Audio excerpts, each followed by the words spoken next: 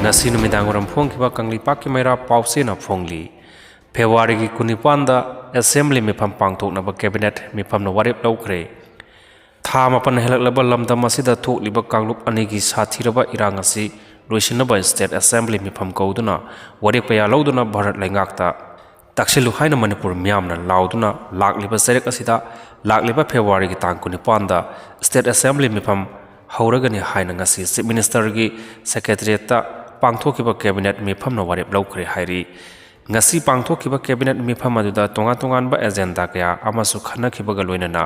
agenda kaya amasu pass tawki hairi ngasi pangthokiba state cabinet Mifam aduna hojik thokliba irang asiga mari leinana irang kanba mafam singda mathau pangthokliba Manipur police commando amadi state force singi allowance hengatnaba Warep Loukhre hairi ngasi chief minister na thobu oiduna pangthokkiba state cabinet Mifam aduga mari leinana chief minister na mahaki Facebook page ta thagalakkiba post amada Manipur police commando gi oina lupa lising manga amadi state force singi oina lupa lising ahum hengatnaba Warep Loukhre hairi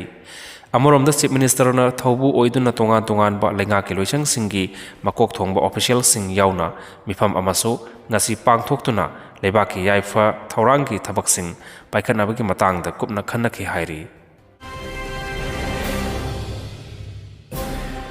makhataba pauda koki militant singna san Hattuna Chanarakpadagi khurkhulda san Thadoknadre mapungweba pau pathoksari koki militant singna nomai kapsinduna mitai khulda landarakpada natana thadokpa yumda yokpa sha shan sing nomai na kaptuna Hattuna jabagi thabak chatharakpadagi Imphal West district ki khurkhul makha maning leikai gi yumda loiba san amata Thadoknadre panba yabadi ngarangsu khurkhul maning leikai da leiba mioi anigi san ani koki militant singna nomai na kaptuna hatlaga pukhi aduga san ani amana nongmai na kaptuna shoktuna veterinary hospital da pukhatuna operation chathaduna nongmai maruna jingba lokthokuna hojik mayumda puthaduna makhata na layengmagi pathap chathari ngarang koki militant singna san ani hatuna pukhraba yimbu sing adudi khurkhul makha lekai dagi haikham lot maitai sahi humfu apopa lekhidraba ais gulaf amadi mahaki manaunupa haikham basanta mitai sahi na phuni thoigi yumda yokpa sanni koki militant singna nongmaina kaptuna sokhalamliba san ani adusu chajenbi ngaktani